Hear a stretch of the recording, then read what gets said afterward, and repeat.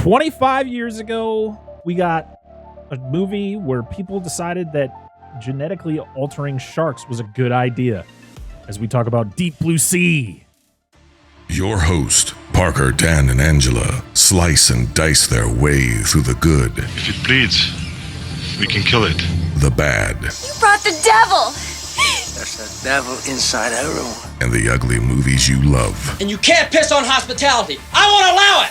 Hold your favorite films and franchises tight, because they aren't safe. In fact, it's already too late. It's time to dissect that film.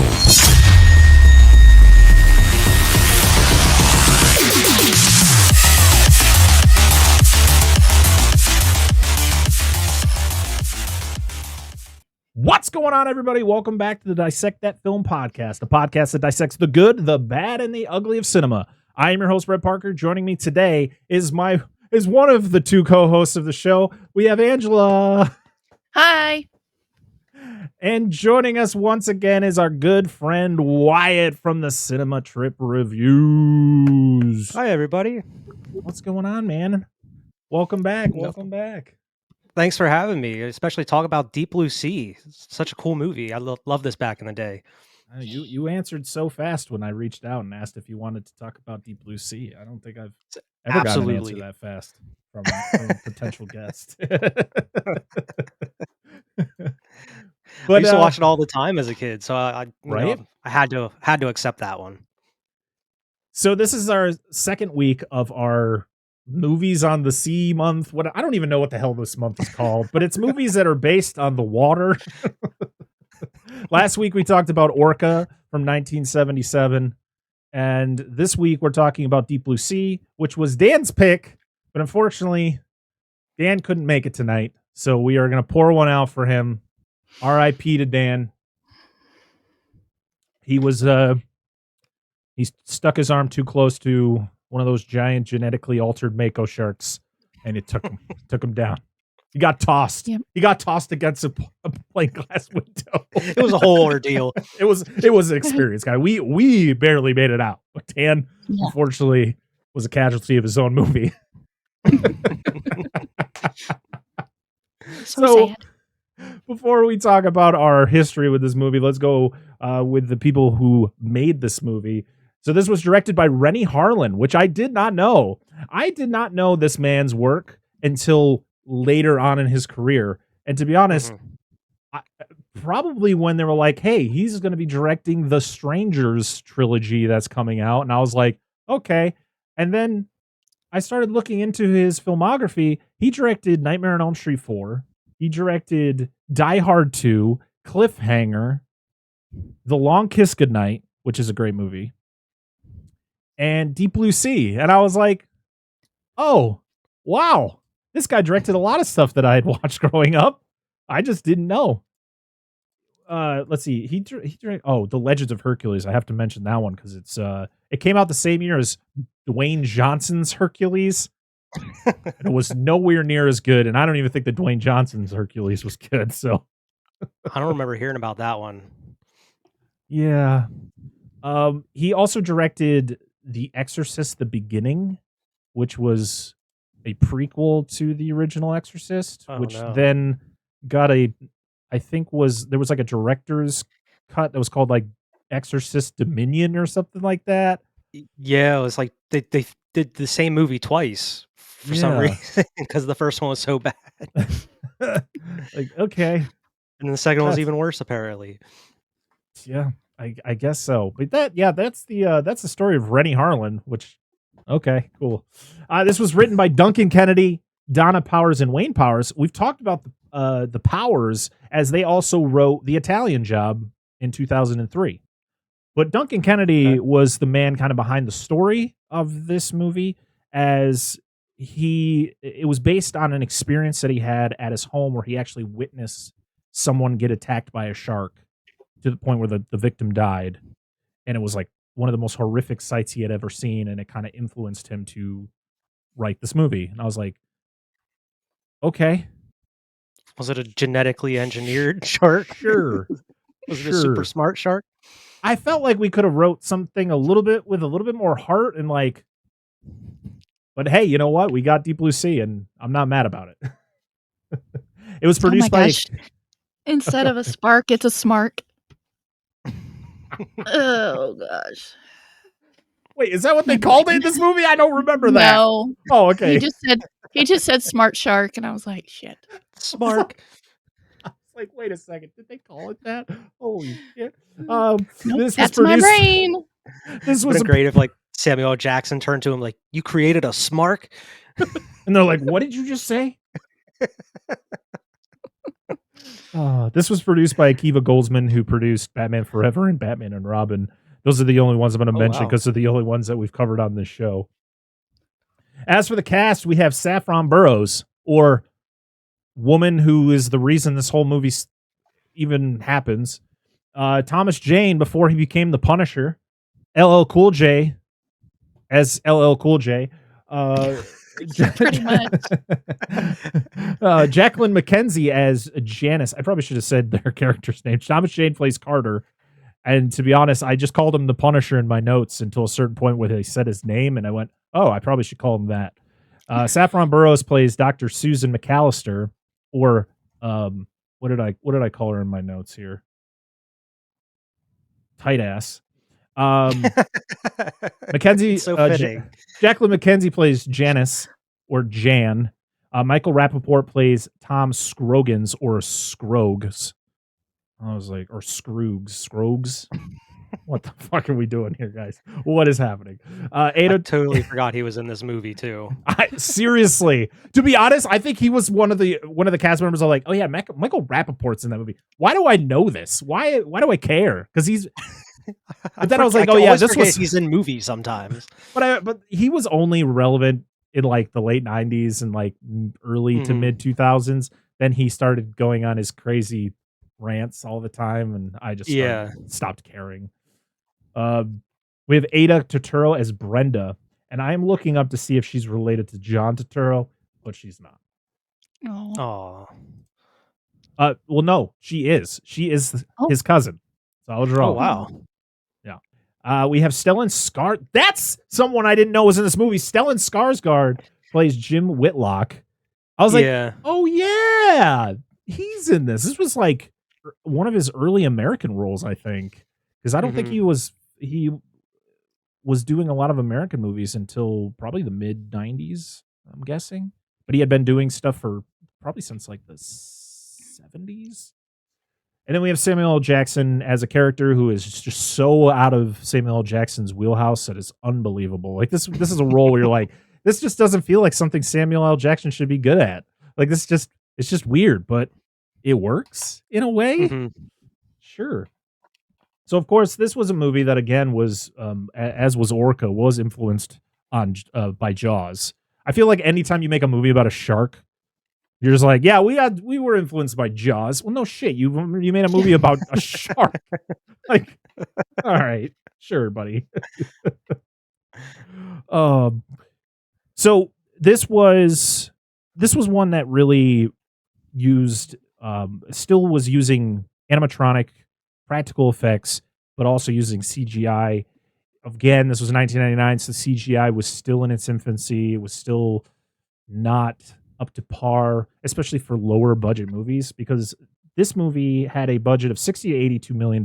I still don't understand how you can't figure out the exact number for your budget, but it's roughly around that. That's actually a pretty decent budget for 1999. So, okay. And then had a box office of $165 million. It was released on July 28th, 1999. So it's probably going to be released somewhat near the 25th anniversary of the movie.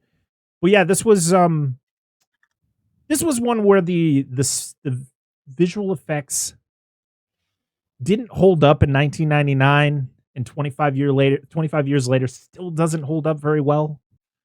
And when I looked it up to see who was the effects team behind the CGI work, it told me there was 14 different studios that worked on the CGI or visual effects. And I went, that's the problem right there. Yeah. Anytime a movie has to use a shit ton of different like effects houses, usually you're not going to get very good VFX work because you have communication issues. Things just look different than other things. The problem is the sharks don't look terrible. There are some shots that are just like, "Eeh." It's more the people, the humans. Anytime they're in CGI, they just turn into a big blob of. It's like the think is a human. Matrix that we talked about. It's like how that at that point in time, the early 2000s, right around this time.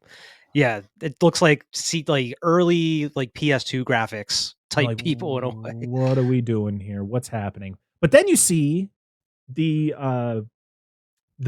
actual practical effects, the animatronic sharks that they use, fantastic, and they still hold up today. Walt Conti was the man behind the practical effects, the animatronic sharks, with his team from Edge Innovations. Never heard of him. So if anyone knows who he is and what he's worked on, let me know. I didn't really look too deep into his career, but I just saw that he was the one behind it and had to shout him out since I tend to forget to do that.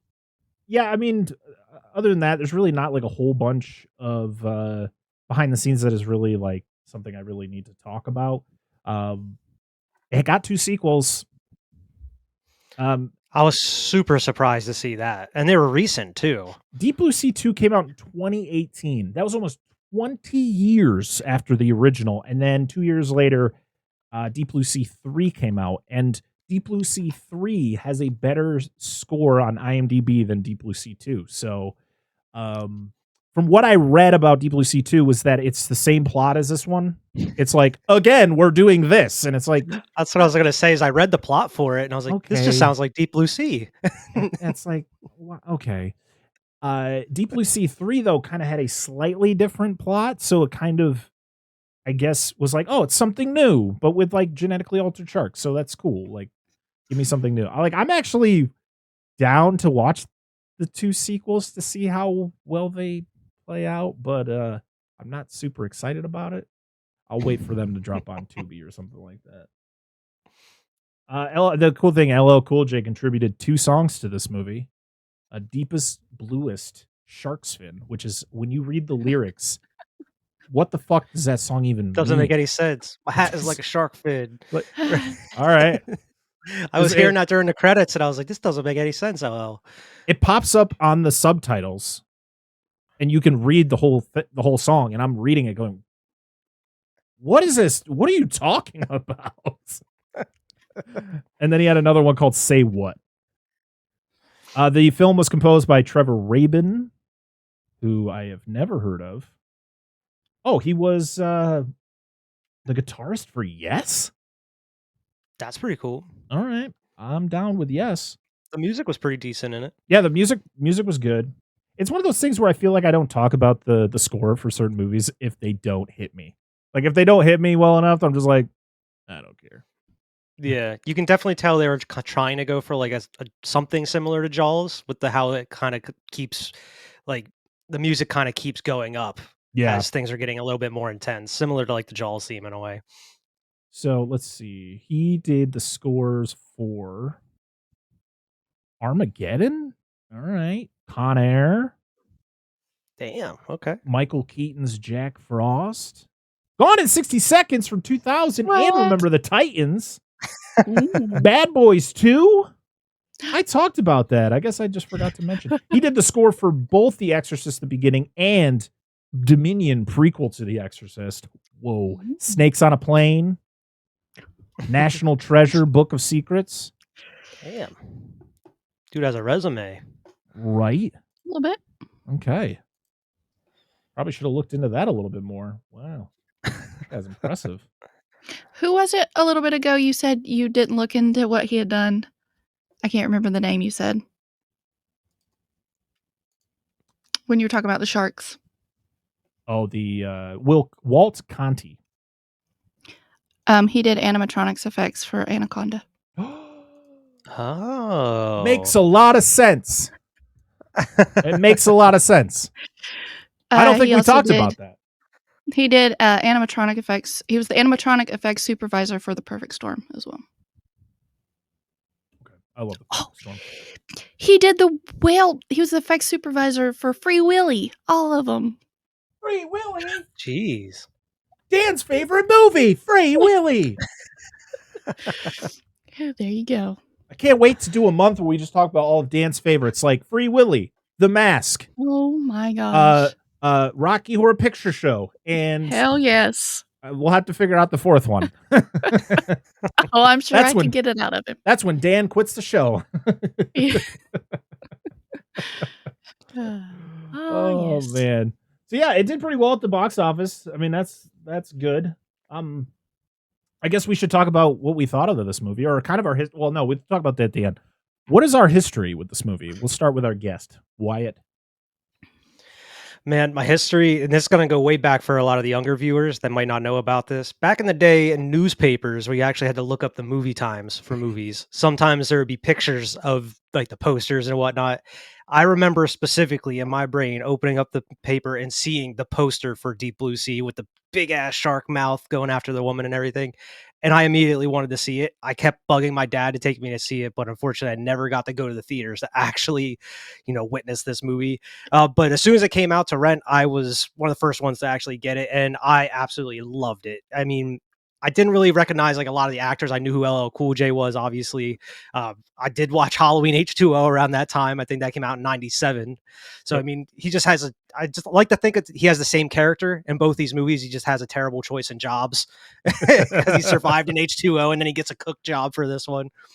But I absolutely loved it. I just love how bananas it was with the story and everything. And I liked Samuel L. Jackson at that time. You know how big of a fan I am of Jurassic Park.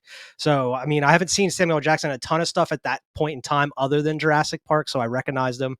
But I mean, I love Jaws. That was one of my favorite movies of all time. So, Sharks, I was all in. And then you just have the, just batshit crazy story about them making these sharks smarter, and then you also add like a video game element of it being trapped in this huge facility and they have to kind of find their way out.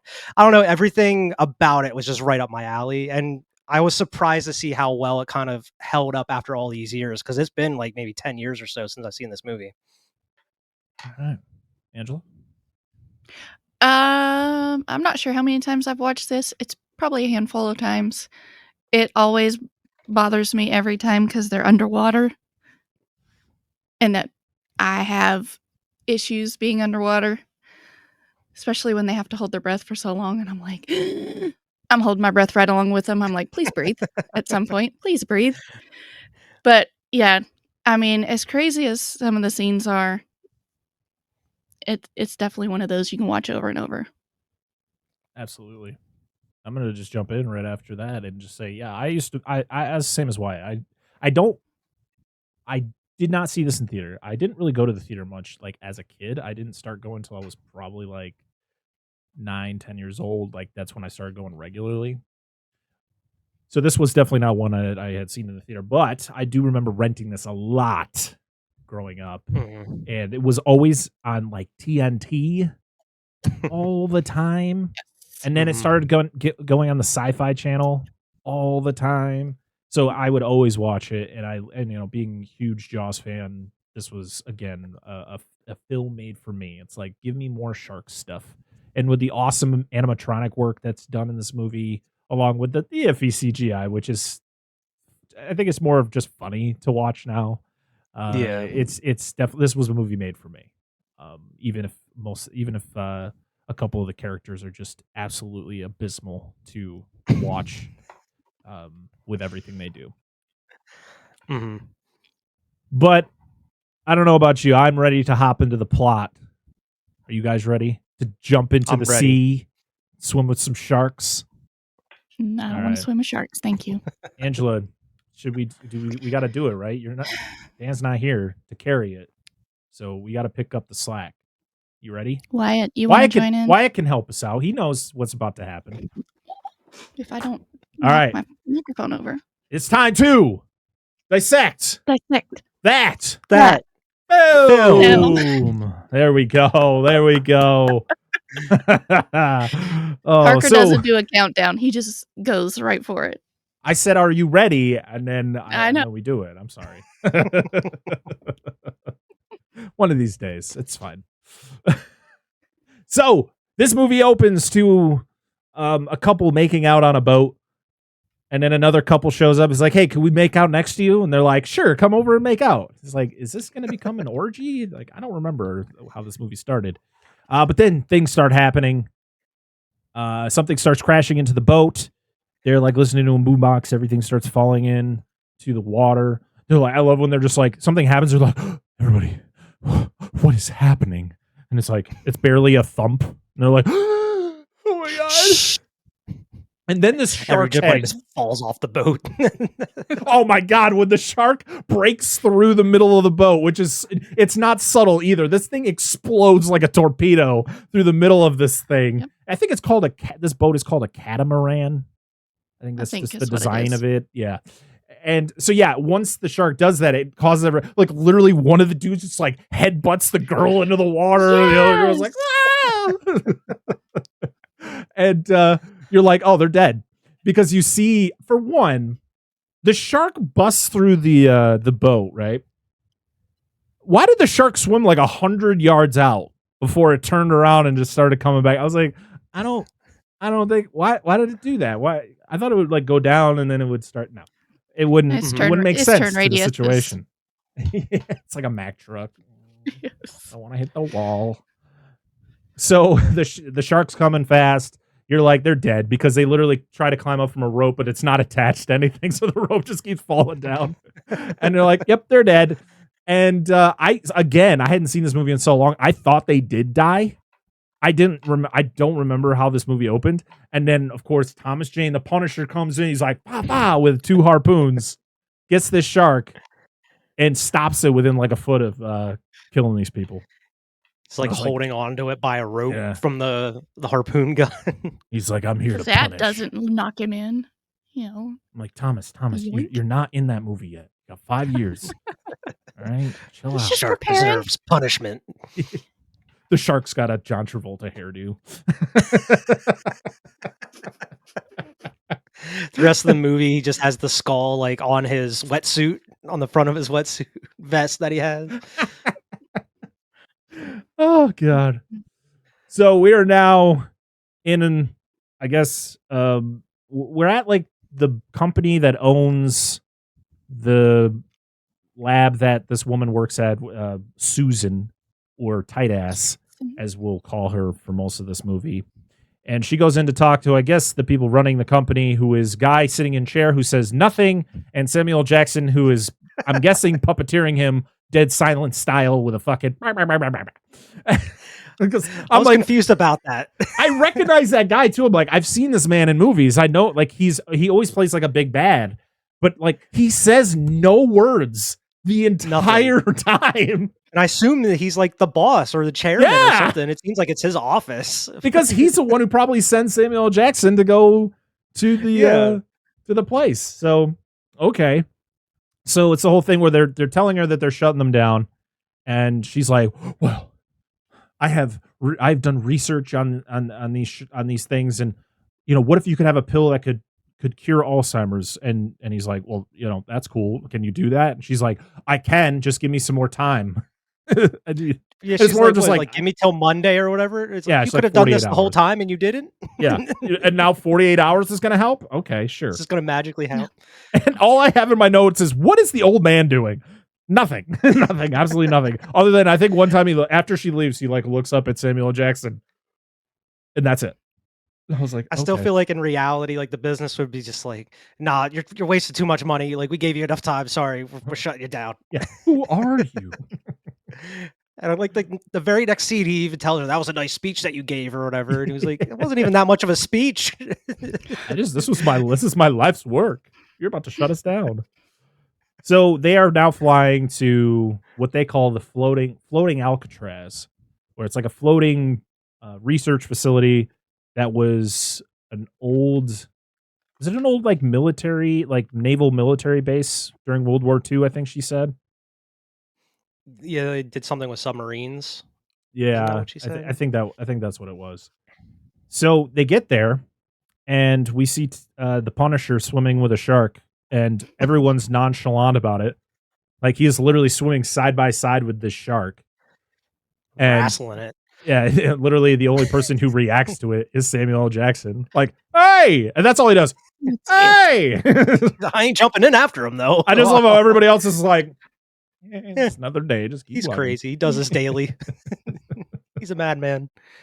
And he literally is doing this because he's trying to remove a license plate from the mouth of this. I guess this was the shark that escaped. That almost killed the people in the beginning. It had gotten a license plate in its mouth, which the license plate is the same exact license plate that was taken out of the bull shark or the tiger shark in Jaws. Oh, that's pretty same cool. exact one.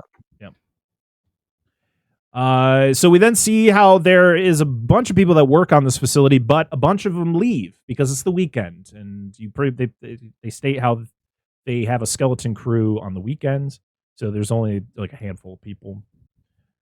And then you get to meet the other doctor, Jim Whitlock, played by Stellan Skarsgård, as he is pissing into the wind. I was like, is this because it's Jan walking Samuel L. Jackson around? She's like, it's this, and you'll meet him later. He's the smartest guy here, and he's like, he's pissing into the wind. How smart can he be? And I went, that is true. What the fuck are you doing? It is cool to see Stellan Skarsgård in this, though. Oh, yeah. Because obviously when I was younger, I didn't really know who he was. And I was like, oh, it's that guy. And Wyatt's really excited for his son to be the Crow, right? Oh, God, no. God, I haven't thought about that movie in a while.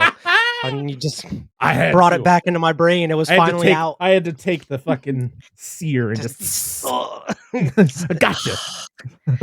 You killed him. Now he's not going to say anything else for this entire episode. Oh man, we also meet Skoogs or Skogs or whatever the fuck this dude's name is, and he's just like, dude. Anytime I am going to talk about Michael Rappaport, I have to try to talk like Michael Rappaport because he's got that distinct like, I didn't let him out, man. I didn't let him out. Don't you trust me? Don't you trust me? You gotta believe. Who do you believe? And you're like, are you turning into Mark Wahlberg? What is going on here? Say hello to your mother for me. Hello, Mr. Leaf. Don't kill me. Don't kill me, Mr. Leaf. Angela, we need to mark that down as a shirt idea. We definitely need Mark Wahlberg holding a leaf, telling him not to kill him. Okay. So we find out this place is called the Aquatica. I don't know why we needed that, but we did. And they tell Jan pretty much explains like there's 3 levels to the facility. You know, you have the upper facility, which is kind of where the research is done. Like, you know, that's where the sharks are. And then the second is like labs and stuff. And then the third one is where they do a lot of like the testing on the sharks, which I am so baffled how this all works, but we'll get to that in a little bit. So we officially meet Dr. Whitlock as he is talking with Dr. Tightass about everything that needs to happen over the weekend. Like they need to get this research done. And then she just takes a cap off of a shark that's just sitting on a table. And at first I thought it was real. Like I remember back even a long time ago, I was like, that's a real shark. But no, it's like it's one so she can like practice on where she needs to actually draw this fluid from the shark's brain, which I guess is the antidote for Alzheimer's. It's hilarious that this movie is about modifying animals to then get a cure for Alzheimer's, because in 2011 they would do the same thing with Rise of the Planet of the Apes. Oh yeah, it's literally them modifying apes to then get a drug that will help cure Alzheimer's. I was like, DeepBlueSea did it first. Planet of the Apes. This is Planet of the Sharks. No, that's the shark movie that Netflix like just no and grabs and bites off the dude's arm and starts talking. That's all. That's what he was trying to do. He wasn't really trying to hurt him. He was just telling him no, and then actually his mouth just came down and ripped his arm off. I was like, no, I didn't mean to. I swear. I always wondered, like, since this is so important, they're giving him like the weekend to do this before they end up shutting the business down. Why did they let everybody go? I know, it doesn't make sense. You would think you want all your employees there if this is a big, important, experiment or to save the company or save their project. Hey guys, just to let you know, we all might not have jobs after this weekend. So you When might want to come back on stay. Monday. So, okay. Sam. So no one is really fond of Sam Jackson being here, and he tries to strike up a conversation with the Punisher, and it doesn't go very well. Pretty much, just he asks him about an experience he had. I don't remember exactly what happened. It was like a mission that Samuel Jackson was on, and like he saved a couple guys or whatever. I don't remember the extent of it. It was like an avalanche. Okay, that I was trying to remember exactly what it was, but yeah. So I'm like, and of course Punisher's just like, I don't care, bro. I just don't give a shit. And he's like, I got papers or I got files on you. And he's like, and then he pretty much like, yeah, I'm an ex-felon. Like, what are you gonna do? I'm here doing my job. I got all my bases covered. I'm not breaking nothing on my parole. Down in front of me. Do you know that my dad, he blew up a shark? Have you ever seen Jaws? Wrong movie, Thomas. Wrong movie. My dad was Roy Scheider, damn it. Oh, man. So we meet LL Cool J, or Preach. And to be honest, I didn't realize his name was that for about half of this movie until they said his name about 5 times in the matter of 3 minutes. And I was like, oh, okay. Probably should write that in my notes. That's how my notes work, by the way. When I take notes for movies, I just name characters whatever I think of. So it's LL Cool J in the beginning. It was Sam Jackson. It was the Punisher, because I didn't know their names. We also meet his mouthy bird, who is voiced by Frank Welker.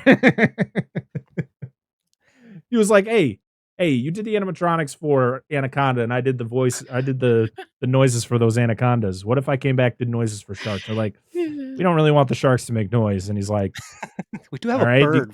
It's like, we got a parrot. And he's like, named Bird. There. You get to call LL Cool J names. Call him Big Butt. Yeah.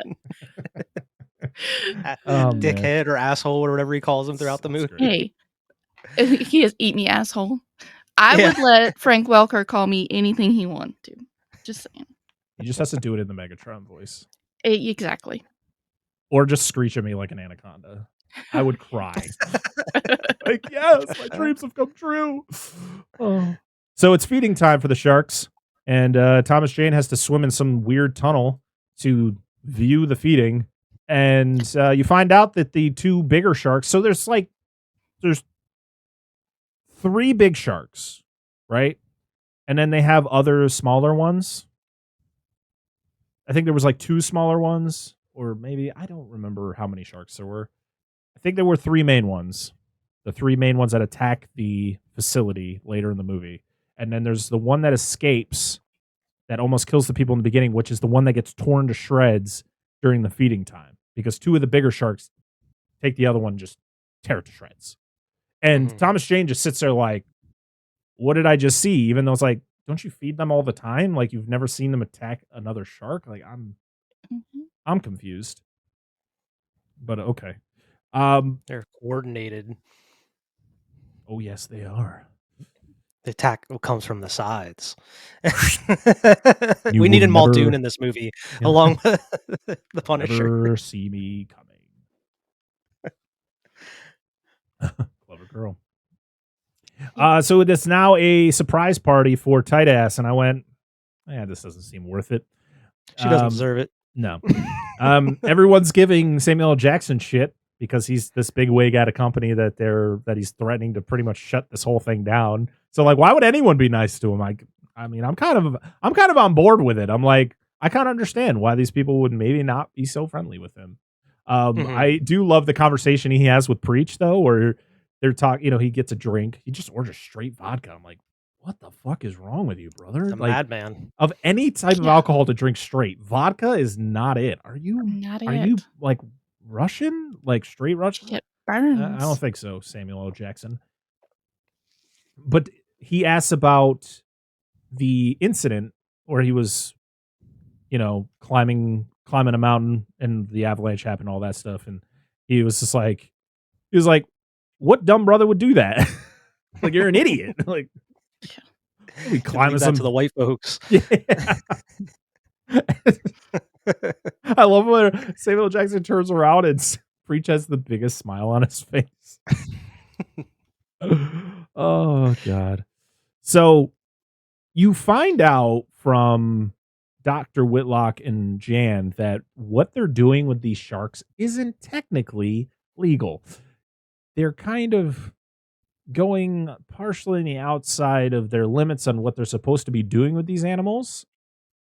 And because technically you're not supposed to like alter their like physical, like in like matter or whatever, like what they're doing is making their brains larger and all these other modifications, which is not legal.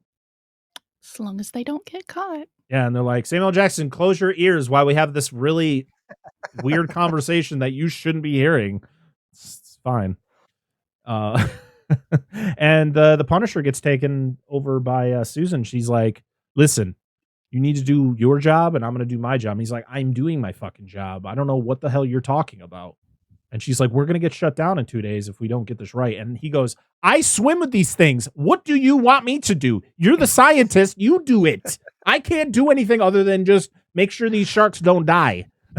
Like, I don't understand this altercation at all. Like, this makes me hate her. Shut up. You do your stupid job and get your drunk ass partner to do his job.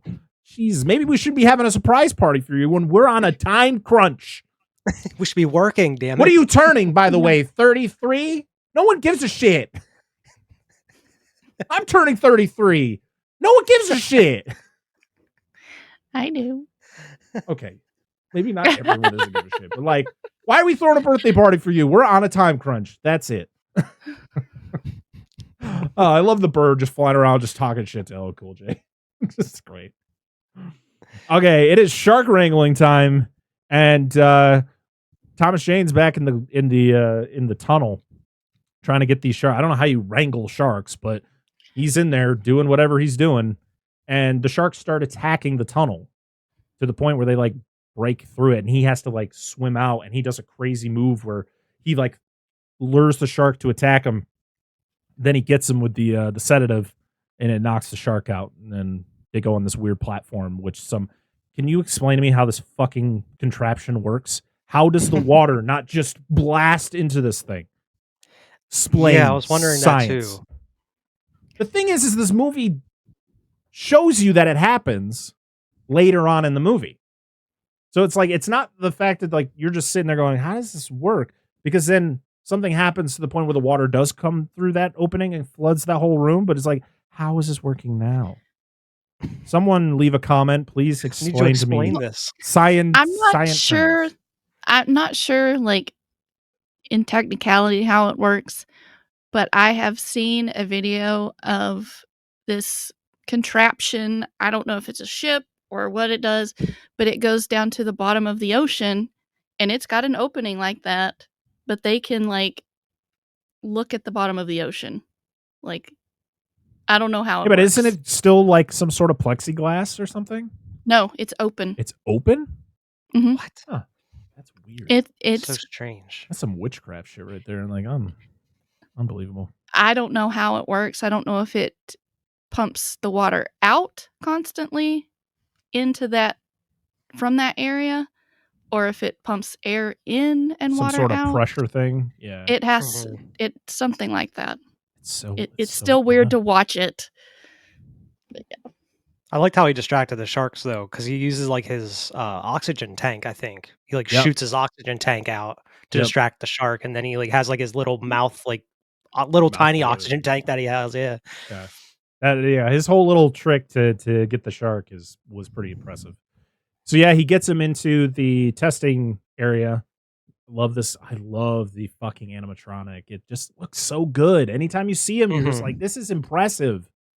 Why couldn't we see them more? Instead, we had to see some weird, just awkward CGI. I think they did a great job of kind of like balancing it so it didn't look cheesy most of the times. Yeah. Like they kind of used the balance between the practical effects and CG pretty decent until they had to use CG for certain scenes that they weren't able to do practical effects for. Like I said, the sharks looked decent. CGI wise. There were a couple shots that were a little off-putting, kind of took you out. Some look really good though, which some is look weird. really good, yeah. But anytime I saw that animatronic, I was like, "Ooh, yeah, that's it. That's it. It." That's the spot. So before all this, though, when the sharks are attacking the tunnel, I guess they're attacking the tunnel and they're swimming backwards. And Jan's like, "Those sharks can't swim backwards. Sharks can't swim backwards," which is true for makos and great whites because that's how they're designed. They're designed where they constantly have to be moving forward in order to get the water through their gills. There are a lot of shark species though can swim backwards because they're just the way that they can pump water through their gills is just different. So instead of it like opening, there he is. I can't join. I'm just here to say hi, and I fucking love this movie, and I ain't seen it in 10 years. And the one dude gets his arm bit off, so fuck yeah! And the best Samuel L. Jackson death ever. You can join. No, I got too much stuff to do. Have fun, guys. Okay, bye. Bye. So yeah, a little bit of like science behind that, but I guess because they're genetically modified, they're smarter and they can do different things. But according to science, even if they were smarter sharks and they were bigger sharks, it doesn't matter. They still can't swim backwards. It's just not physically possible for them. So yeah, science coming out on top. More you know. Science rules. Yeah, RennyHarlin. Actually, RennyHarlin came out in his the commentary track is where he mentioned that. He was like, "We know it's not how it works." I love when directors and stuff when they know what's in their movie just isn't feasible. They're just like, "We know. We just thought it was cool." Like it's just like we don't give a shit. Yeah. Did you like it? Yes, I did, Renny. Yes, I did. So I guess a lot of other stuff happens before he actually gets the shark. The sharks take out the cameras. So like literally knowing where the cameras are, taking them out. He goes into the pen, he tricks the shark, gets the shark, then he goes into the tank. And then as the shark is rising, I love Michael Rappaport's line of, "Did someone order fish?" I was like, good one, buddy. I love 90s one-liners. It's great. So it's testing time. The shark is sedated. They're putting some weird scanner on it, and then she's got to extract the brain fluid or something to extract the juices to get that medicine. And the shark starts to wiggle a little bit, and Punisher just looks at her and goes, "Bad dreams. It's all right." So they get the fluid out, and he tests it, and they test it on a living human brain cell that's like that is being affected by Alzheimer's. I was like, "Where'd you get that?" Okay, again, all right, science. Someone tell me how that works. But I guess it works. It starts to activate the brain again to the point where it's kind of killing off whatever. Because I think Alzheimer's it's literally like your brain starts to die. So like it's killing part of your brain. So like it just reactivates the brain that has been dead. Isn't that part of the reason they use sharks too? Is because like sharks live for a long ass time, and even throughout all their years, they never like their minds never go or something like that. Like they don't.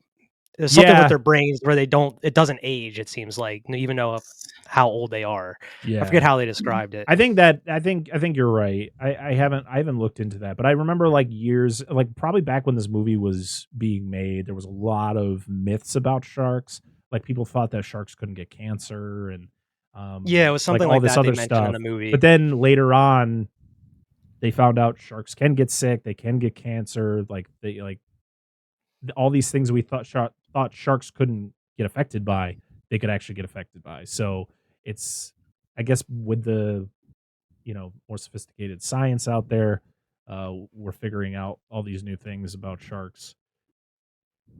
But in this movie, they're indestructible. So as everybody's celebrating that this whole thing worked, the shark wakes up as Dr. Whitlock decides to have a seat next to the shark, and it goes, "No!" and just fucking grabs onto his arm. He's like, "Rah!" And this is Awesome fucking- effect too. It's by great. the way, Oh, It's so good. it looks so real. It's terrifying. You're like, holy shit! I love how There's just fast. something about the there's just something about that like pristine, clean white tile floor that they have throughout there with the blood just going all over it too. It looks gnarly. And that Thomas Jane didn't get out of that tank fast enough. Like he was out as soon as that shark moved its head. He was like, "Bye, Gone." see you later." And then tight ass, she does the move that pisses me off so bad. So Thomas Jane gets out because his intention is to go get a shotgun out of this case because he's going to shoot the shark dead. It's like, yes, do it. So he goes to do it, and she's like, "No!" She is literally Hammond when they're shooting at the raptors. He didn't want the raptors to die in Jurassic Park. Listen, people have told me that Hammond is reacting to the fact that the raptors are attacking Grant and Ellie with the kids, and that he's yelling because the kids are getting attacked. I think he was reacting to the fact that they're shooting at the raptors because that's his money. Mm-hmm. Meaning Hammond cared more about money than his own family. Mm-hmm. Hammond was evil. But yeah, this was kind of the same thing. I think she was reacting to the fact that she cared more about the science and the people she worked for. So he goes to shoot, and she hits a button which releases the shark back into the water, and he just looks at her. He's like, "You're dumb. I hate you. You're stupid.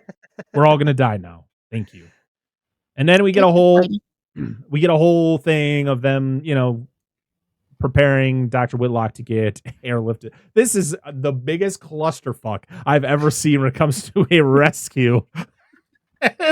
Yep. I couldn't help but laugh at everything that was going on. So they get him on a stretcher, and they are calling in a helicopter. This helicopter comes in. It must be coming in from like Mexico or something. Because they're all speaking Spanish, and I'm guessing they're from Mexico because I think that's where the base was, is like somewhere in that facility. And shit just goes bad. Everything goes bad. Clearly, they didn't test anything that was on their chopper. They didn't test the winch system. Nothing, because this man goes through the whole thing. He just got his arm bitten off by a massive shark. He gets strapped to this thing in the middle of a goddamn hurricane. Waves are just crashing all over everybody, and everyone had to endure this in real life, like just this massive amount of water just smoking all these actors. And he finally attaches it. I love how everyone goes back inside like, he's fine, it's gonna be okay, not knowing the hell this guy's about to go through. So they're starting to bring him up, and then the winch stops. So they're like, "Oh no, what do we do?" to the point where the winch just lets go, drops this man in like a freaking fishing lure. That's exactly what he turns into. He's awake the whole time, and you just see the fear in his face. Yeah, he constantly has oxygen, so he's not drowning. He's got the oxygen thing on his face, so he's still breathing because he's still alive at the end of this ordeal. This was probably one of my favorite scenes of the movie right here. Though. So insane.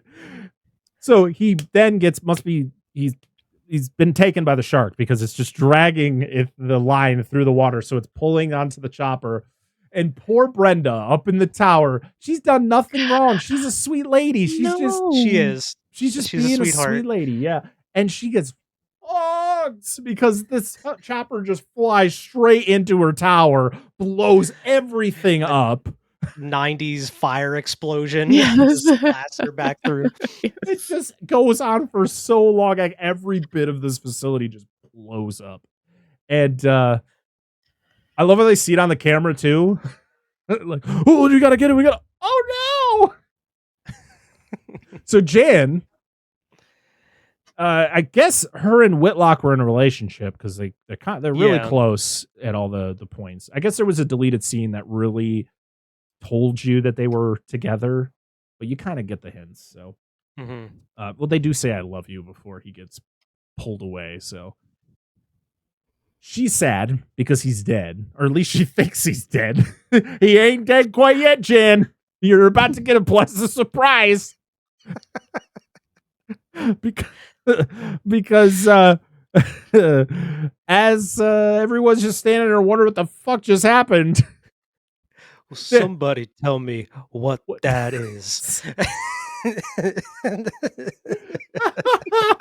And this thing is just like slowly moving close, and then as it gets closer, you're like, oh my god, it's the doctor on the stretcher just getting pushed by the shark. Then it gets to a point, it gets to a certain distance from the glass where the shark grabs it and just tosses it like a baseball into the glass. Which had to have been so hard because you see how thick that glass is when it starts Listen. breaking, the chunks start falling out onto the floor. He must have tossed it at like 300 miles an hour because there's no way that this thing was going to break the glass the way that it did. But it hit it and it was immediate, just spider web of cracking. And somehow he's still alive. He should have just been demolished against that glass. Alive. His face probably would have hit that first, and it would have just smashed his whole head. So they see this happening, and then they all just stand around for way too long as the entire glass just continues to spiderweb. What are we doing? Get out of there! What are we happening? You're underwater. Go. This is what bothers me because when you go into aquariums, the shark tunnel or whatever that's underwater, I hate those because the one here in Gatlinburg actually had a shark run into the tunnel, and you can see where it spiderwebbed, but it's like double. Yeah. So it only cracked one side. Oh and I'm like, I don't want to get caught in this. So this, I would have been taken off long before everything started going down. My favorite. This got to be like a reference for Jaws 3, right? With the big glass with Jaws coming towards it and everything. Yeah, I'd have been. I would say so. I mean, they did reference other things from Jaws in this movie. Oh, we'll get to those at the end. But, my favorite, like, things that they do at certain aquariums that I've seen is they have video walls near actual shark tanks. Oh my gosh! And it's like a great white swimming around, and then like it shoots at the glass, and it like hits it, and it like spider webs, and it like freaks people out. And I'm just like, I wouldn't get freaked out by it because I know it's not real because there are no great white sharks in captivity. Stupid people. You can't fix stupid. Right? So everything shit is just going bad. All right. They leave way too late. They barely escape. I don't know how the fuck they're shutting these doors with all this water just flooding into these rooms. Like they're shutting these massive sealed doors with just gallons upon gallons of water just rushing in. Like it's just not how it works. Like you are not shutting those doors. So LL Cool J is just wandering the halls, wondering what the fuck is going on. He's got a bottle of cooking wine in his hand. He's drinking it. And then he decides, I'm going to go up these stairs. It's probably a good way to escape. And then just gets just a massive swell of water. Just takes him out to the point where he's just like, all right, Lord, I'll give it up, and throws the bottle out. Yeah. Oh, my God. And then kind of like the parrot on his shoulder. Oh, with the bird, but it just flies away. And I always thought he said something to it when it did, but he never does. But then you see that the shark makes its way into the facility through like a crack in the side. You're like, oh shit's about to go down. So Dr. Tightass explains why the sharks are getting smarter. And Samuel L. Jackson goes, oh, you can't do that. That's illegal. You can't do that. I was like, the other doctor was talking about it last night right in front of you. What are you talking about? You knew exactly what they were doing. Dumb shit. But yeah, so pretty much as they were enlarging the brain capacity of the sharks, and pretty much they're thinking like humans. So you're like, that always ends well. Anytime you give an animal the capacity of thinking like a person, You know, it's just gonna be great. It's gonna be good. It's gonna be a good time. Maybe we should stop fucking with nature. Okay, stop it. Yeah. Yeah, she sucks. This Dr. Titus. I don't care what she does throughout this entire movie. Nothing makes me like her. I don't care She's the about this. worst. She's awful. And and I get what she's doing. She's trying to help cure a very awful disease, and I get that. But you're also putting other people's lives in danger, and you're giving more of a shit for this research than for these people that are supposed to be your friends. Like, you're telling me that you couldn't find some other way of doing this? Like, you could just, hey, maybe if we survive, I could talk to somebody and we can work something out and we can figure out some other way. No. Fuck all of you. I'm getting that research. I love how Carter puts in her, the Punisher puts her in her place. I almost called him by his actual name in this movie. So I love LL Cool J in this movie. He faces off with the shark. But then it cuts away from him doing that. I'm like, I hate when they do that. He's like literally about to fight this thing. And it's like, oh, we're going to go back to the other group. It's like, no. Why don't we stay here and watch what's about to happen? So their whole thing is they got to go find the sub. Their whole plan is they're going to just take a couple people at a time and go to the surface. But then they get there and it's like, oh, the sub's broken. I was like, I could have told you that. We're only like 35 minutes into the movie. There's no way they're escaping this facility right now. We still have an hour left. We got time. So we then are back with LL Cool J. The bird flies off. You're like, see you later. And oh no, the bird doesn't fly off. This is when the bird is back and he's in the kitchen and he's trying to get the bird to come to him, but then the shark comes out and eats the bird. And I went, oh, bye-bye, birdie. Bye, Frank Welker. I just love the how some of the scenes were shot within the hallways, just filled with water, and you see that fin going down the hallways and everything too. It was so good. It was great. The cinematography was actually really, really well done in this movie. Oh yeah, absolutely. Pushing open like the push open doors and everything, and it was really cool. Stephen Winden was the cinematographer. He did a lot of the Fast and Furious movies. So some of them actually look good visually. Maybe that's about it. Yeah.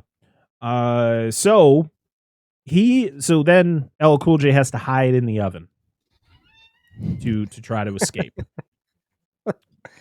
I don't know how he survives this at all. I don't know.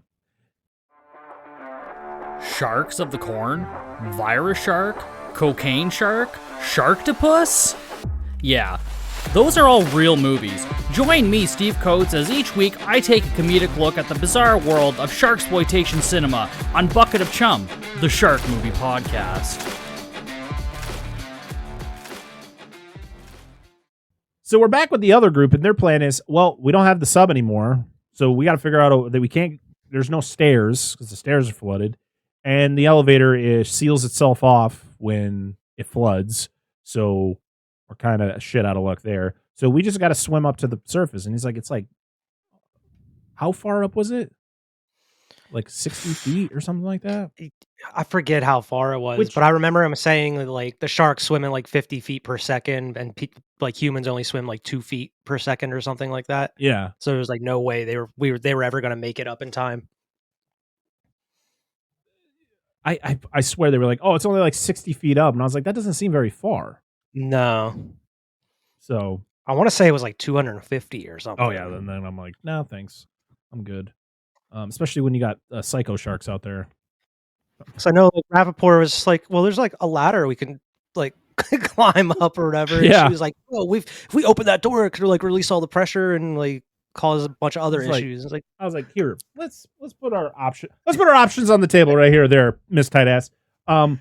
Either we go into the water where there are killer sharks that are literally torpedoes with teeth. You see what they did with the doctor? They used him like a fucking soccer ball. It didn't work out well for him. Okay?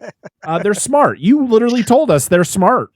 Probably smarter than we are. So we have that option. Doesn't seem very well. Or we take the risk of opening that door. Either lets all the pressure out, we fucking drown, shit happens, or we get to climb this ladder and figure the next step out.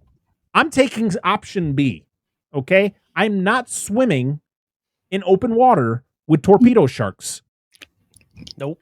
Yep. Shut your mouth, Nope. tight ass. Get the fuck out of here. We're back with LL Cool J. He's in the oven.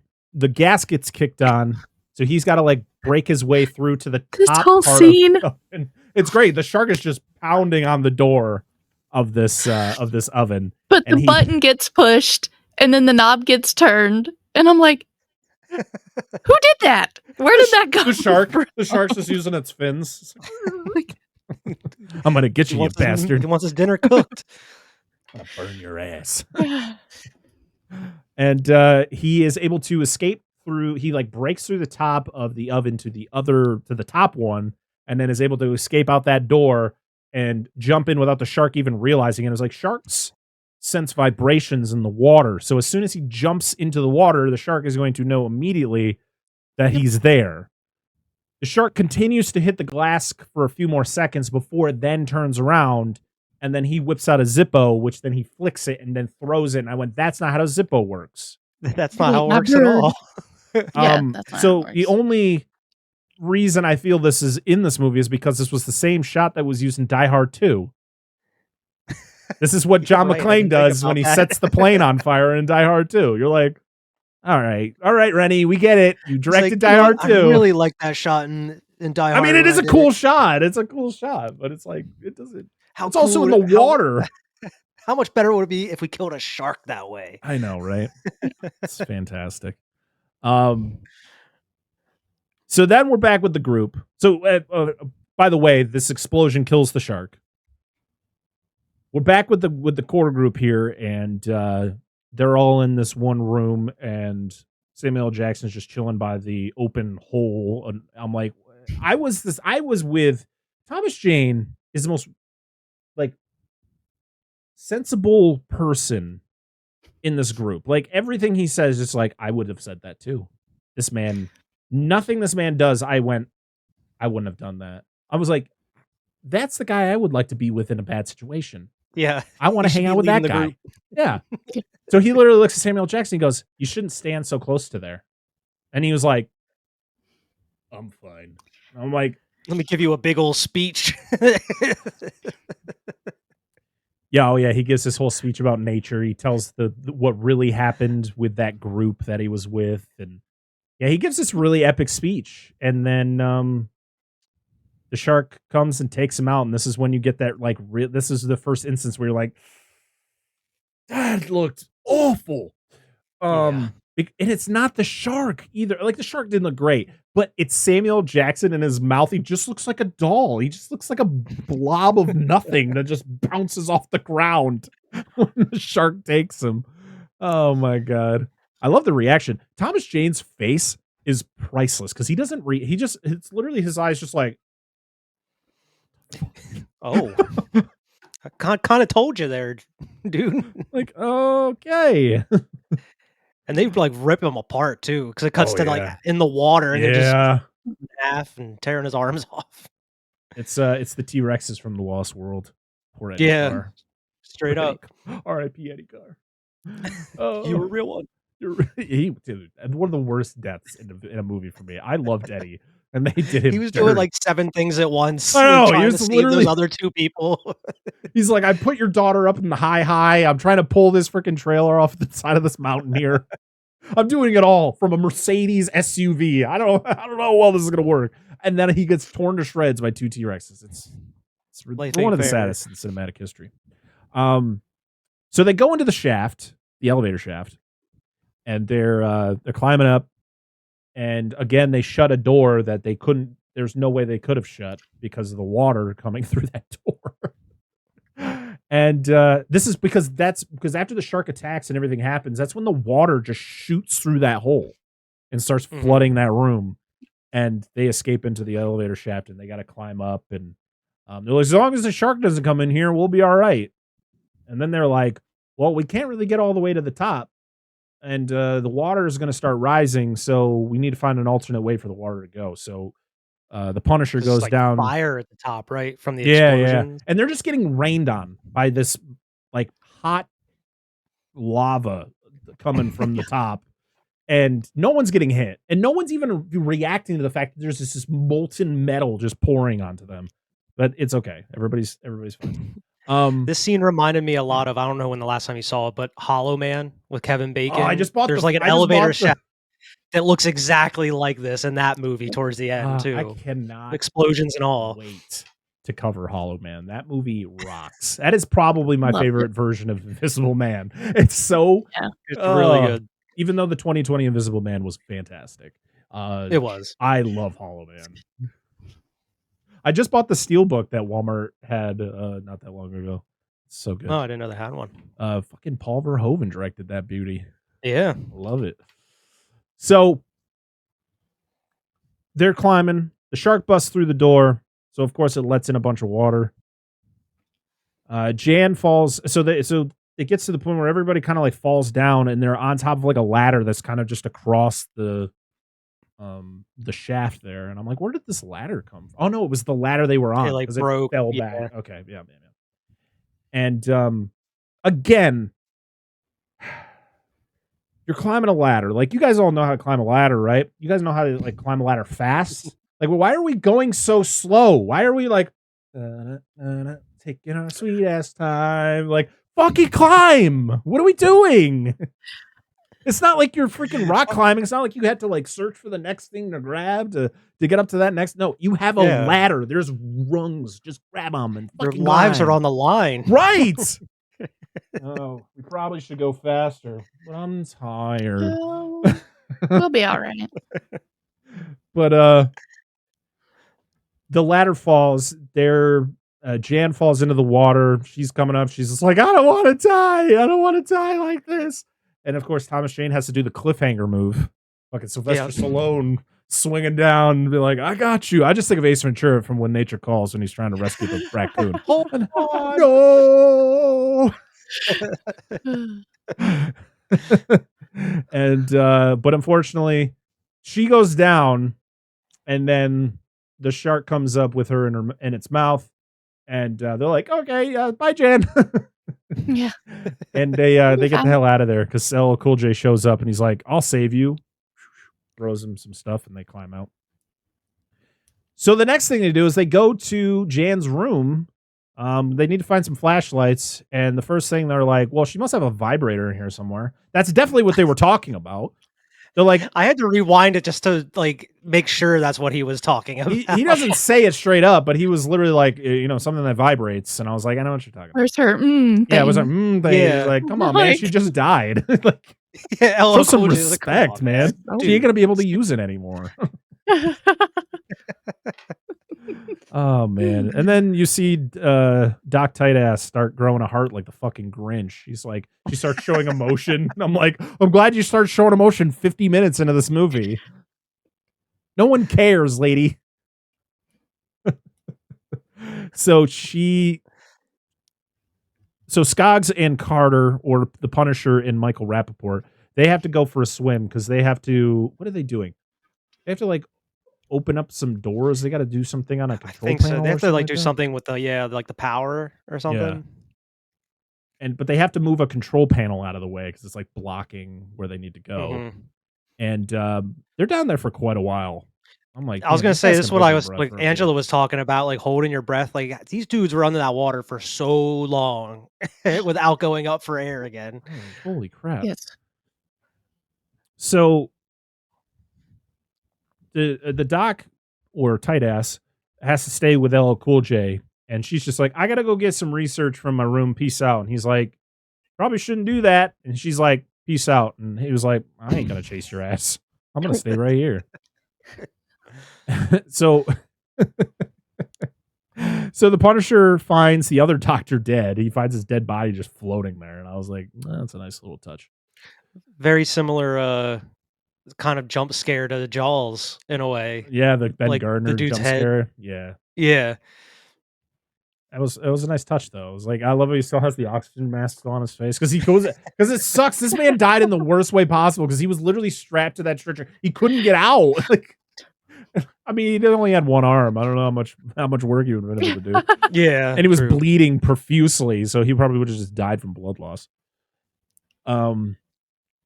But they move the panel out of the way. It goes back to Preacher. He's given like a testimonial on a video camera that he finds. Pretty much, hey, if you're getting this video, then I'm dead.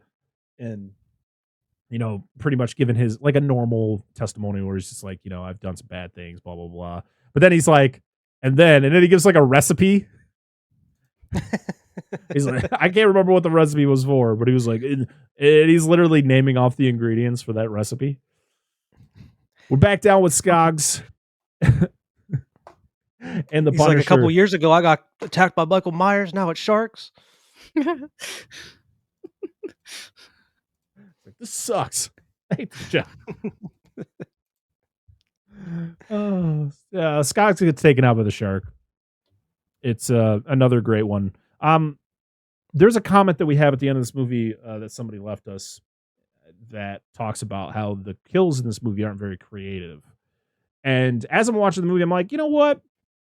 You're kind of right. It's all kind of the same thing, but it's like, what?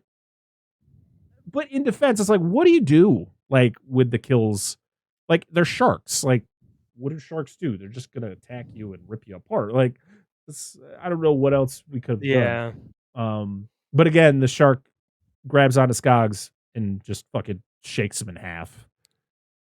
He looked better than any other of the people that got attacked, like CG wise, because most of them just looked like Play-Doh.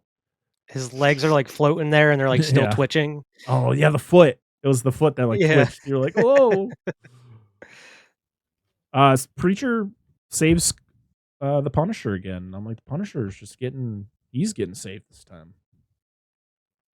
We're back to he turns around looking for that shark in the water, and he's like, "How did you lose that big of a shark in that room?" But also, didn't the shark swim by him and then they kind of swam away from him? Yeah, pretty sure. So it was something like, I read like it might have been the fact that because he worked with the sharks, they kind of like recognized him. So maybe they just didn't want to attack him. I don't know. I thought it was weird because it was like coming right for him, and then it just kind of diverts somewhere else. So like because maybe I'm just guessing because he was the person that the sharks saw the most. Because he was always down there swimming with them, so he kind of had that like Chris Pratt relationship. Just hold your hand out and they'll stop. Jeffrey doesn't have the clicker. Yeah. Hey, get out of here, you check. Oh man, so we're back to Dr. Tightass being a complete moron. She's in the room trying to find her research. She goes into her locker, she finds it, and then she gets jump scared by her fake shark. It like floats up against her. But then she looks out and she sees the fin, and then it just starts racing towards her, and she's like, shit. And she hops up on top of like a desk, and to be honest, her plan was actually pretty smart. Like, I was like, she is an asshole and she's an idiot, like, for other reasons, but she is pretty fucking smart. So she removes her wetsuit because it's rubber. She places it under her feet. And my wife goes, why'd she do that? I'm like, it's because she's about to grab that freaking electrical conduit and fucking do something with it. So she's grounding herself. I'm like, most movies wouldn't do that. They wouldn't have that much logic to. I was like, you got to have something to ground you, because if she grabs this and does this, she's going to die. Oh, yeah. So she grabs it, she shoves it in the shark's mouth, electrocutes it, and it dies. So 2 sharks down, 1 to go. But the research is destroyed. Tear. No. All for nothing. So they got to get to the surface. And preaches. He does his namesake there as a his prayer is great though, because it's like a normal prayer, and they're like doing the amen, amen, amen, and but he's given that at the end he like includes some other shit where he's just like, we're gonna kill some guy motherfucking sharks or something like that. This is the first and only movie that Samuel L. Jackson has been in where someone else used the term motherfucker and he didn't. Yeah, he starts doing the Lord's Prayer, and he ends it with, because I carry a big stick and I'm the meanest motherfucker in the valley. Yep. That's it. That's great. You should have did the Pulp Fiction one. Oh, yeah. You know my name is the Lord. I'll lay my vengeance upon thee. Wearing the Jerry curl. The big ass sideburns. Yes. Oh my god. So they get to the surface. And the way that they get to the surface is they swim up, which was the original plan, but it's less of a distance. And and the Punisher comes up with a great idea to grab a bunch of extinguishers, which is going to help them go up, but it's also going to distract the sharks because they'd be able to like throw them somewhere to have the sharks chase after him. But Preach still gets attacked. He gets dragged around. Really looks good because it's the practical shark with, I'm guessing, a stunt double in his mouth, or with the stump double in his mouth. Maybe it was LL Cool J. Maybe he did his own stunts. That would be pretty awesome. I didn't read into that, but he literally gets dragged around in the shark's mouth. And originally, LL Cool J was supposed to die in this movie, but test audience didn't like it, so he survives. But oh man, Tony from Hack the Movies would hate this scene when the fucking crucifix right into the shark's eye, Right in the eye, exploding it like the eye from the creature from Deep Rising. That's always something from this movie I remembered specifically, is him like stabbing at that shark with that crucifix. Oh man. But that shark like must have wanted to toy with him, because every other time that these sharks grabbed a hold of someone, it like bit him in half immediately. Yeah. Like, it's just dragging him by the leg. This was just like, I want to this play. But the crucifix to the eye, he releases him. They were able to save him, bring him up, and but he's like, he passes out. So they find out that the sharks have been herding them through this facility to kind of destroy the facility and kind of get them all outside. And it's pretty much the sharks' way of trying to escape the facility. Because the sharks just want to be free. Yeah, because the Punisher wanted Rappaport to raise the fences higher, because he thinks that's how they were getting out. Yep. And so the sharks made them somehow raise the water level so they could get to the weaker fence that just they the raised up regular higher. aluminum like fence that you would put in your backyard. And I didn't remember any of that, so I was like, these sharks are way I didn't smarter either, than because I didn't remember them mention being. any of it. I didn't even mention any of it because I completely forgot that he had him do that. But yeah, this is where we get the name of the movie, where he's like, she wants freedom, the deep blue sea. And I went, he said the name of the movie. I did the same exact thing while watching it.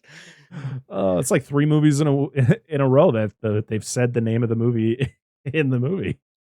We had The Italian Job and Orca. I mean, Orca's kind of like they literally say Orca like fucking 50 times in that movie.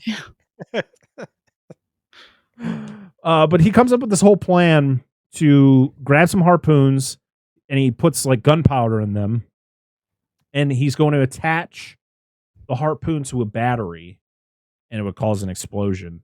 I guess Mythbusters tested this whole thing. I don't know if it succeeded or not. I just read the fact that it was tested on Mythbusters. But Susan was like, well, we can't get the shark to come up, so I'm just going to use myself as bait. And of course, Punisher's like, no, don't do it. But that's just how I would have reacted. You said all day, lady. Yeah, it's like, I would have reacted like, no, don't do it. Where he's like, don't do it, no. Like, he was like having feelings for her now because they kiss, and I'm like, why? Why is this a thing? There was like no chemistry at all between them. Literally whole movie. Zero. So yeah, she uses herself as bait. She gets the shark out there, and she tries to escape. She grabs onto the bar to get out, and it breaks. And I went, oh no. That sucks.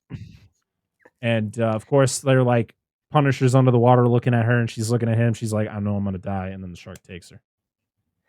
I want to say, like, when the shark's munching on that fence, like right when she jumps in, I don't know if you noticed it, but you could see like the shark's eye roll from white to black as soon as it smells the blood, and then it takes off. How did it? But didn't one of its eyes get fucking destroyed? Well, you see one eye, like the camera is on. Okay, all right. The good eye. It's like a side angle. Yeah, the so you can see its eye roll over black, like a doll's eye. Like a doll's eye. Oh boy. So we then get an awesome bareback shark riding scene with the Punisher, which is awesome, by the way.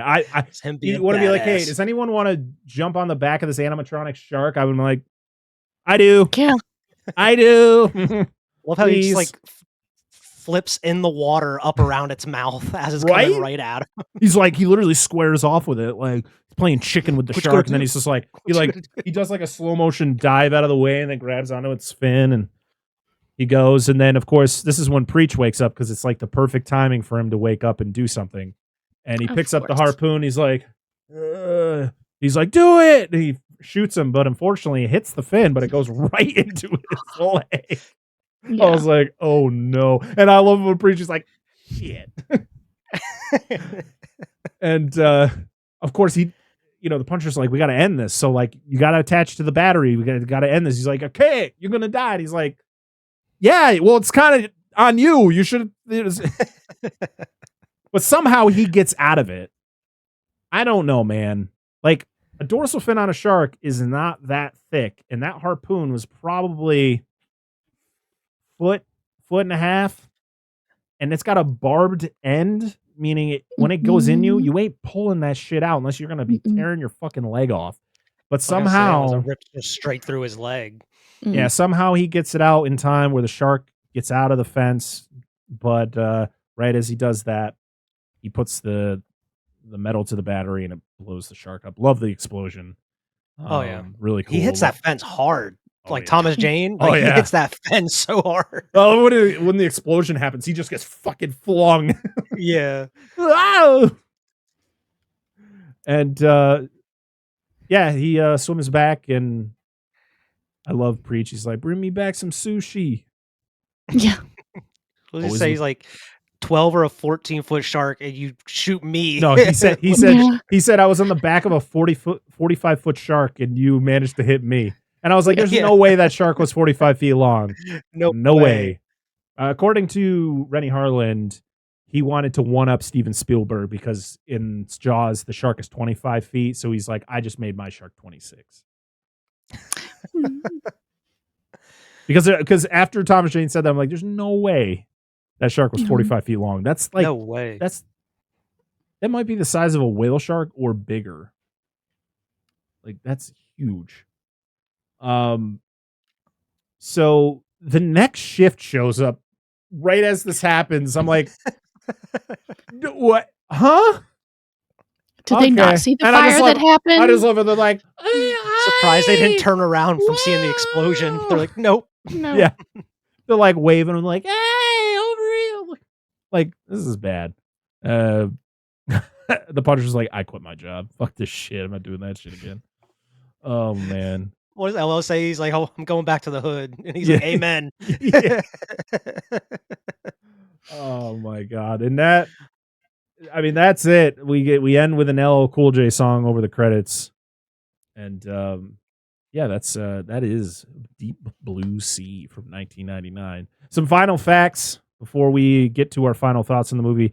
All three sharks that are killed in this movie, the three big ones, were all killed in the same ways that the three sharks in the first three Jaws movies were killed. So one was killed by an electrocution, one was killed by a explosion, and one was killed by fire. Wow. Yeah. And it was great that the last shark was killed with an explosion, which was how the shark from the original movie was killed. Yeah. That was pretty cool. The sharks had a total of 5 minutes of screen time in this hour and 45-minute movie. Wow. Right? It felt like more than that. Right? It's crazy. But yeah, that is Deep Blue Sea. What are our final thoughts on this movie? We'll start with you, Wyatt. I had a great time watching this. I like you said before, like I didn't know how this was gonna hold up after all these years. I mean, obviously some of the CGI is dated, but I think they blended it very well between the practical and CG because they knew that probably CG wasn't gonna look the best at that time.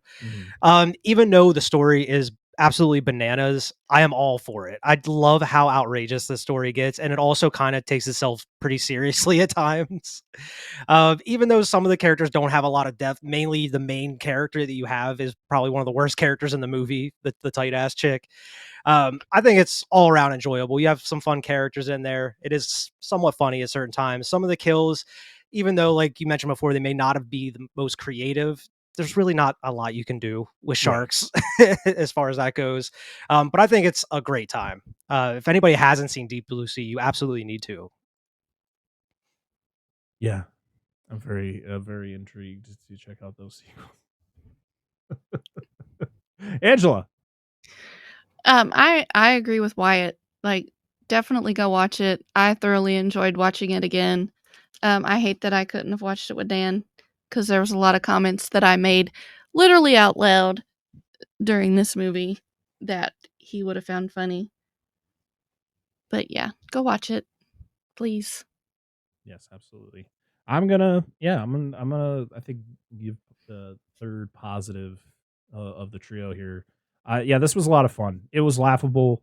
I always remember watching like videos about like most hated characters in movies, and it was always that tight ass character. I'm like, and then we're rewatching the movie. I'm like, I get it. She sucks. She really does. I mean, she helps contribute to the problem, and then they kind of try to give her some sort of heart at the end, and it's just like it's too late. She sucks. But Thomas Jane fucking rocks. I love watching him, and it really sucks. He's still acting and he's still doing stuff, but it's just not enough for me. Like, he would do the Punisher. He's still my favorite Punisher. I love John Bernthal. I think his Punisher is great in the world we're living in now. But for 2004, Thomas Jane's Punisher was fucking awesome. And I know you and Tony weren't a fan of John Travolta in The Punisher, but I always thought he was a decent villain in that movie. But I think it was more just Thomas Jane's performance as the Punisher that was great. But Thomas Jane just as an actor, because this was like his breakout role was in Deep Blue Sea. Like this is kind of the role that really put him on. Never thought about that. Yeah, because he had been in other things, but like not to this capacity.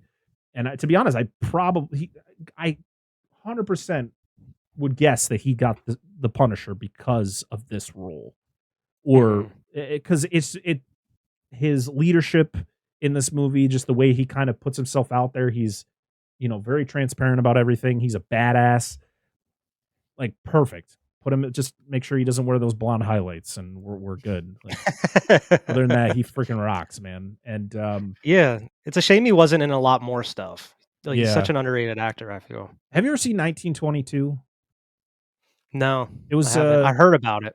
It was a Netflix movie, right? Yeah, it was based on a short story by Stephen King, and it was really interesting. It's a slow burn, like horror thriller type thing. It's set in 1922, of course. That's the name of the movie. But he's really good. He's really good at just being just like, because since he's older now, like he's probably in his 50s, I'm guessing now, late 50s. So he's like he's more of a grizzled character, and he's really good at it. So I recommend 1922 if you're a Thomas Jane fan. Yeah, I'll definitely have to check that one out. Samuel L. Jackson, I really like this kind of like out of left field performance from him, because it's something that you really don't see much from him in his filmography. And I thought it was really, really good. His death is probably the best death in the whole movie.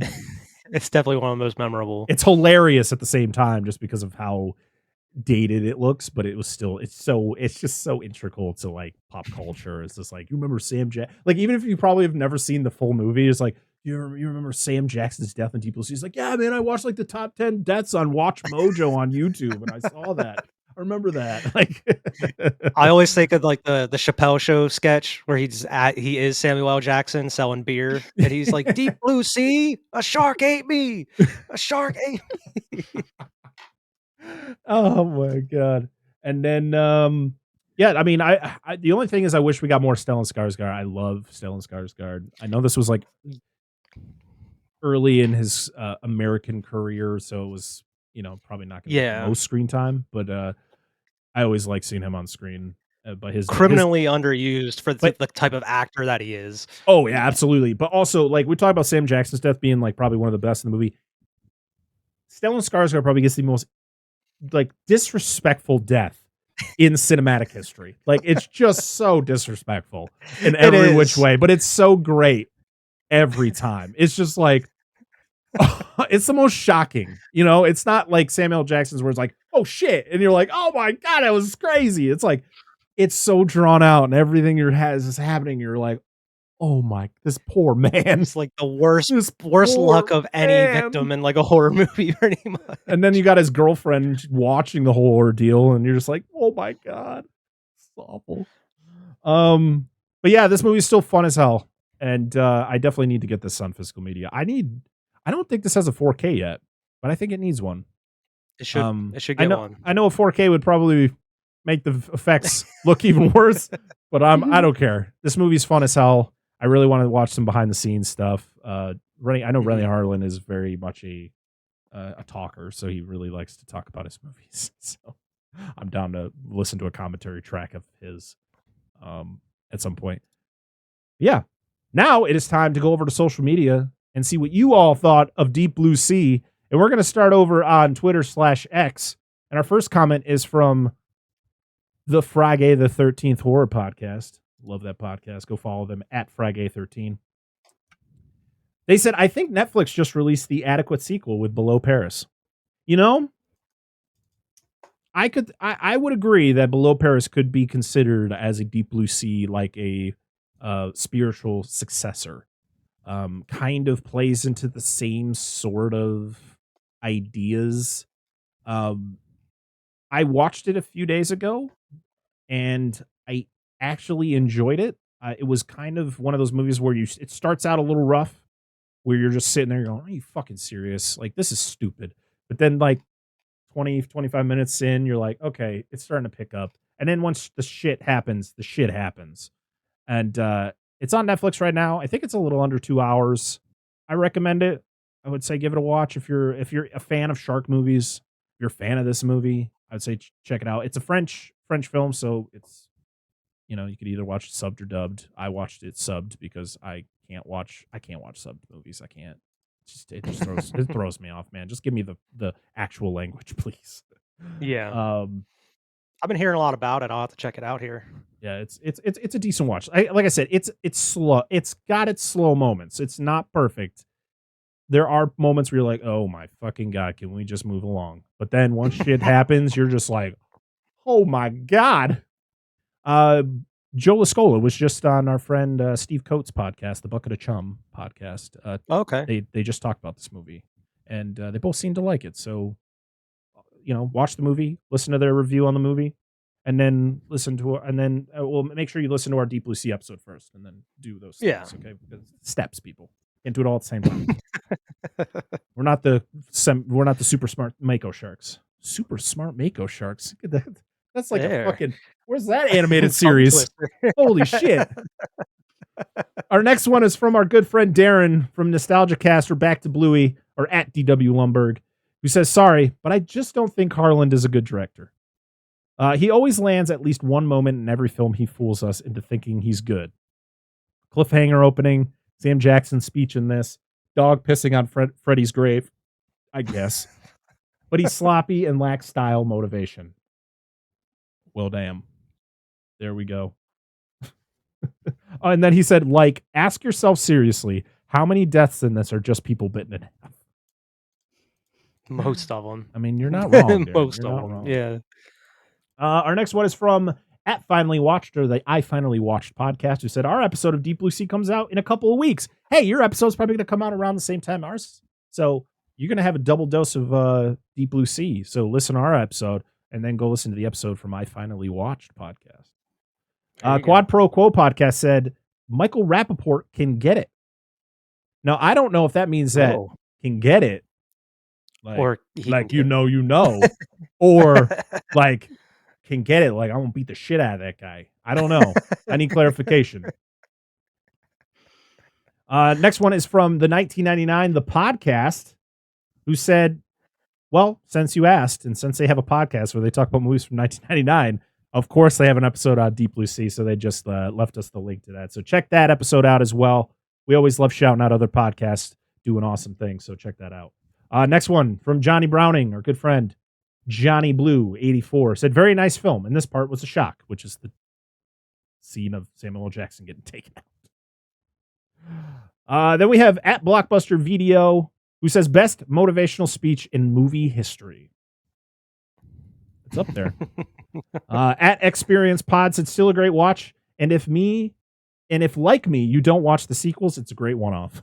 I plan on watching the sequels because I really am. I'm just I'm intrigued. I want to know how bad they might be. Thief CGT or Carlo the movie loot says still the second best shark movie ever made. Jaws better be number one. That's all I'm saying. Yeah. CB Smith or at Smith_CB said the filmmakers understood the assignment. We did our episode on Orca last week, and I went, oh, Movie Dumpster has an episode on Orca. I'm gonna take a look. I'm gonna listen to that. It was from like 2 years ago. 3 hours long, by the way, but it fucking flies by because I could listen to the Movie Dumpster guys talk for 24 hours straight. Like, they're amazing. But CB Smith was on the episode because so CB Smith covers a lot of books. His whole thing, he has a YouTube channel where he talks about books, and he actually joins the Movie Dumpster guys once in a while to talk about the books that link up to the movies. And he joined them because I guess because we talked about it in our episode. We didn't talk about it a lot because the author wasn't credited on the movie, but there was an Orca book. And so he was on that episode, and it's a fantastic episode. So check that out. It is 3 hours long, but don't worry. It flies by. At JHunt006 said super fun movie, maybe top 5 camera angles of all time. I don't know what camera angle you might be thinking, but sure, I will agree with you.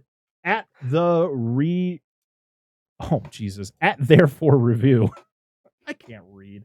Ed just said I like it. And at the NB Werewolf said one of my favorites. And we do have a couple on Instagram, and we have one on Threads. So our comments over on Instagram, we have one from Mixed Movie Reviews who said, just watched this last night for the first time, and wow. Just wow. I don't know if it's a good wow or a bad wow. We'll never know. Bucket of Chum Podcast said this movie makes me wet, and I said hot. Yes, I will read my reply. And the final one, we got a comment from Quad Pro Quo Pod over here who says, I mean, it still slaps. You're not wrong. And then over on Threads, we got a couple who just from Ibreen1959 who just said, I agree. So there you go. There are our comments on DeepBlueSea. Thank you to everyone who left us a comment over on social media. Make sure to follow us at Dissect That Film over on all those social medias on X/Twitter, Instagram, and Threads. That's where I post those watching posts or comment posts. So thank you again. Wyatt, it is always a pleasure having you on the show, man. You are part of the Dissect That Film family. You've been on here now 4 or 5 times. No, actually, you've been here probably 6 or 7 times based on everything else that you've done with us. But we always appreciate you coming on when we reach out last minute to get somebody on here. And hey, anytime. It's always anytime. fun. I always appreciate you having me on. It's always fun to get to talk to you. Tell everybody where they can find you and your wonderful show, Cinema Trip Reviews. Yeah, you can find me on YouTube at Cinema Trip Reviews. Also, at Instagram, X, or Twitter, whatever you call it. You can find us there at Cinema Trip Reviews as well. Usually have a weekly show, just having reviews. We've been covering the Mad Max franchise as of recently. Hell yeah. But seriously, your YouTube channel is growing and it's great, and you're doing a great job over there. And I love your show. Thanks a lot. I love everything that you're doing. All your awesome episodes that you've done recently. You did a couple episodes with Tony at his movie store, which just makes me super jealous. Cool. That was we awesome. Covered The Punisher. Oddly covered enough, the Punisher. Yeah, I know, right? A lot tonight.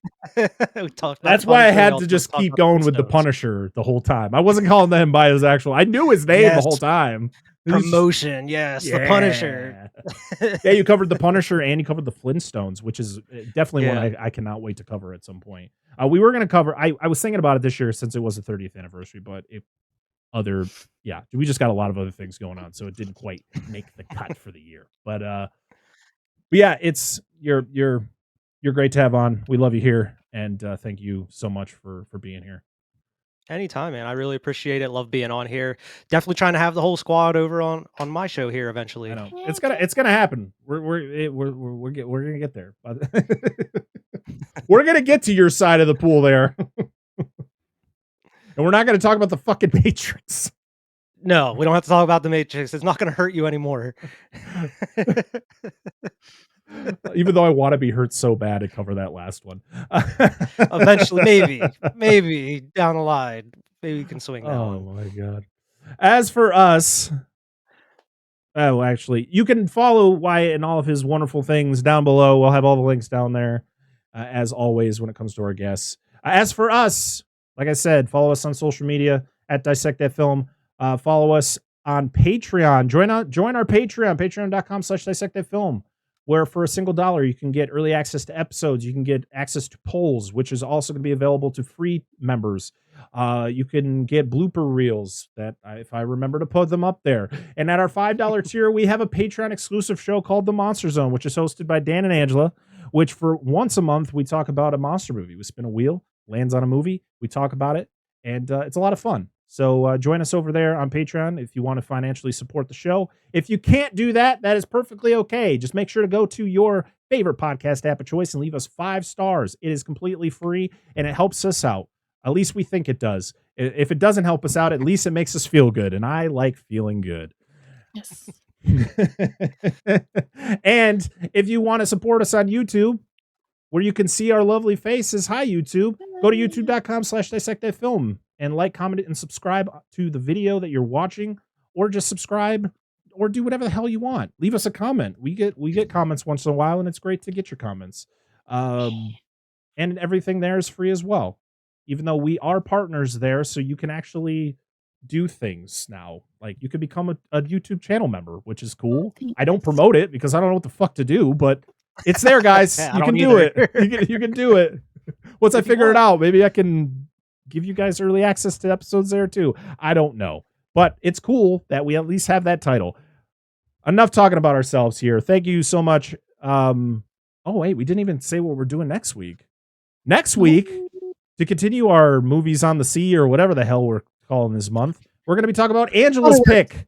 We're going to be venturing into the world of anime. We're going to be venturing into the world of Miyazaki and Studio Ghibli as we talk about Ponyo. Yeah. And we have a very special guest, someone who is very excited to come back and talk about this movie because he is a huge Miyazaki fan, and that is our good friend Paul from the Flicks and Friends podcast. We're very excited because this will be the first time I've ever watched a Miyazaki film or a Studio Ghibli film. Yep, I've never watched any of the movies. Yeah, so I'm excited. I'm excited because I've heard nothing but great things about them. It's just one of those things. It's like I don't know where to start. So I don't know where to go. I don't know what to do with my hands, type thing. So this is gonna be fun. I'm very excited to jump into that realm. And the only reason it's just Paul is because Dustin doesn't like these movies, so we didn't invite him. No. But yeah, we're excited to have Paul back talk about Ponyo, and we're so thankful to everybody who watches or listens to the show. We appreciate you so much. I'm done talking. This episode has gone long enough. Until next time, I am your host, Brett Parker. That is Angela of DNA Gaming, and that is Wyatt of Cinema Trip Reviews. This has been another episode of the Dissect That Film podcast. We'll see y'all again next time. Bye-bye. Bye. Bye.